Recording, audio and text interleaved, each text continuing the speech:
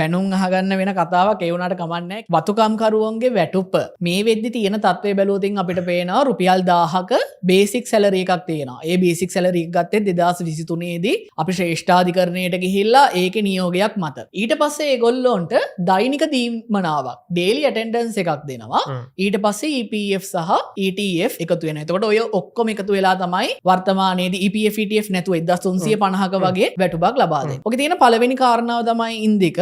එතකොට මේ දෛනික දීමනාව ලබා ගන්න නම් සමහර වතුවල දවස් 18ක් වැඩ කරන්න ඕනේ අනිවාර්යයෙන්ම. සමහර වතුවල අනිවාර්යයෙන්ම දවස් 21ක් වැඩ කරන්න ඕනේ. දැන්ට තියෙන ප්‍රායෝගික ප්‍රශ්නේ තමයි දැන් වත්තේ මේ සෙක්ෂන් එකේ වැඩ කරන්නේ කවුද කියලා රෝස්ට් එක හදද්දී ඔය වතුව හාම්පුතුන් කරන දේ තමයි අර දීමනාව ලබා නොදෙන්න පුළුවන් විදිහට ඒ කියන්නේ දවස් 21ක් කම්ප්ලීට් කරන්න බැරි වෙන්න ඕක හදන වාතාවරණයක් තියෙනවා. ඕක තමයි දැන් තියෙන තත්ත්වය. ඊට පස්සේ ජනාධිපතිතුමා කිව්ව කතාව තමයි ඇත්තටම රුපියල් 200ක් නෙමෙයි රුපියල් 400ක පඩි වැඩිවීමක් වෙන්නේ.